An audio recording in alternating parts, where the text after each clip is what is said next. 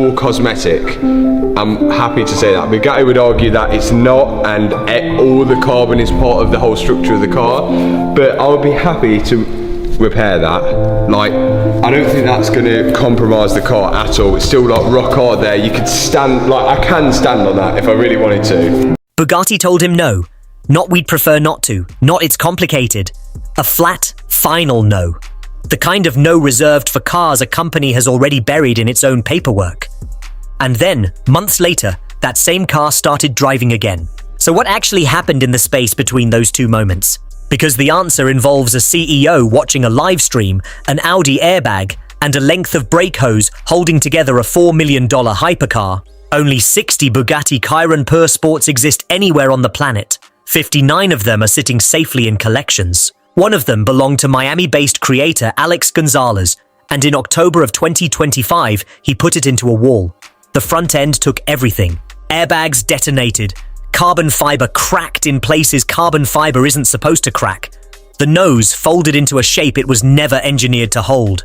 Matt Armstrong heard about the crash almost before the insurance company did, and he booked a flight out immediately, determined to see the car before it quietly disappeared into a salvage auction and vanished from public view forever. But getting to that car wasn't even the first disaster of this story. On the way to inspect the wreck, a Chevrolet blew through traffic and slammed directly into a Ferrari, one being driven by a member of Armstrong's own team.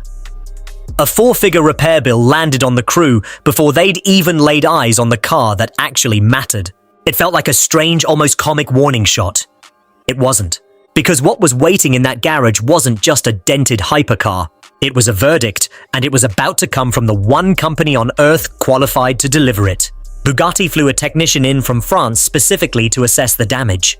He looked at the wreck and said the words that should have ended this entire story right there.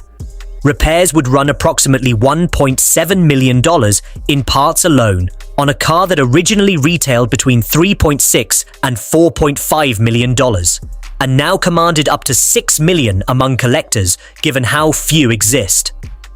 Alex turned the factory down flat. Instead, after his insurance payout, he bought his own wrecked car back from a Copart salvage auction for roughly $1.9 million. A fortune spent purely to keep control of a car that, on paper, the manufacturer had already declared finished. And then Bugatti did something even more crippling than naming a price. They locked the VIN. No authorized parts, anywhere on Earth, for anyone. A locked VIN on an ordinary car is an inconvenience. On one of only 60 in existence, it's closer to a death sentence because there's no independent specialist ecosystem built around a car this rare the way there is for a Ferrari or a 911. Matt Armstrong had already rebuilt a wrecked Ferrari 812 Superfast, fought a McLaren 720S that seemed to fight back at every single turn, and pulled a Porsche straight out of a river. None of that fully prepared him for a car with zero aftermarket support, zero blueprints, and a manufacturer with absolutely no obligation to help him succeed. So he walked into an official Bugatti dealership and asked, on camera, whether there was any path forward at all. The answer was as blunt as it gets. If the monocoque is compromised, Bugatti will not certify the repair. Full stop, no negotiation. Then the fight escalated in a way nobody saw coming. Bugatti CEO Mate Rimac got personally involved once footage of the rebuild started circulating.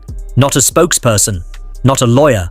The CEO himself, publicly stating that Armstrong's earlier idea of simply 3D printing missing parts was fantasy, and that much of the repair pricing floating around online was flatly untrue. He also extended something that should have ended the entire saga on the spot: an open invitation to bring the Chiron to the factory in Molsheim, France, for a proper professional restoration. A clean, easy ending handed to Armstrong personally. He said no. He wanted to finish this himself, on camera, blacklist or not, gambling his own channel's credibility against 100 years of Bugatti's in-house engineering expertise. And then something happened that nobody, including Armstrong himself, fully expected. Rimac's position started to soften. Bugatti quietly lifted the parts blacklist and reduced its original repair estimate without ever fully explaining why. Was it a genuine reconsideration of the engineering risk? Or was it simply a 100-year-old company realizing that millions of people were already watching and the story wasn't going anywhere quietly? Bugatti never said. That exact mystery would resurface again later, in an even more direct way. Because Rimac had made one more claim publicly, that separating the Chiron's modular chassis required specialized equipment found in only 2 facilities on the entire planet. Armstrong's team did it anyway, in a private garage, with nothing but hand tools and patience. And according to reports, Rimac himself was watching the footage live as it happened, essentially auditing in real time whether his own team's claim was about to be disproven by an independent mechanic with a YouTube channel. The parts sourcing only got stranger from there. The destroyed airbags got replaced with a pair pulled from a completely unrelated Audi A3, which turned out to be fully compatible, since both brands sit somewhere inside the same Volkswagen Group parts ecosystem. A pinched coolant line with no factory replacement available got solved using a simple length of rigid brake hose. Armstrong even pointed out on camera that the accelerator pedal controlling all 1600 horsepower is just molded plastic, not the aircraft-grade billet aluminum most owners probably assume sits beneath a multi-million-dollar hypercar. And all 10 of the Chiron's radiators, every single one damaged in the crash, had to be custom fabricated completely from scratch by one man, a fabricator named Bob, who also spent 60 hours hand building a replacement crash bar with no factory scan or blueprint to reference at all. Then came the moment that nearly ended the entire project. Deep into the rebuild, a faulty sensor forced an impossible decision under real pressure: pull the entire engine back out and lose weeks of progress, or cut a small, unauthorized access opening directly into the housing and risk making an unrecoverable mistake on a car this unforgiving. Armstrong cut. It worked. But there was no diagram to check that cut against. No safety margin published anywhere. Nothing but his own judgment standing between success and disaster, in exactly the scenario Bugatti had spent weeks publicly warning against. Then came the moment this entire saga had been building toward. 2 halves of the car, rejoined using 14 titanium bolts, the exact same modular split Rimac had insisted only 2 facilities on Earth could safely perform. Every fluid system had to come back online simultaneously. Coolant, fuel, the intercooler circuit, the ECU, all of it, on a car that had reportedly once been driven without coolant before the crash. The kind of silent mistake that can cook an engine from the inside without anyone realizing until it's far too late. It hadn't cooked. The engine turned over, caught, and settled into a sound deeper and throatier than stock, thanks to a custom exhaust system built specifically for this build. For the first time since the crash in Miami, a car Bugatti's own technicians had declared a total unfixable loss was running under its own power again.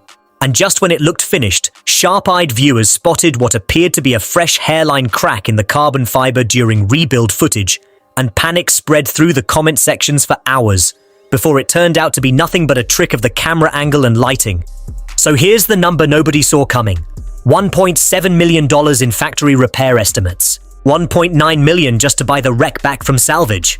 Stack in Armstrong's own labor, Bob's 60 hours of hand fabrication, and months of trial and error.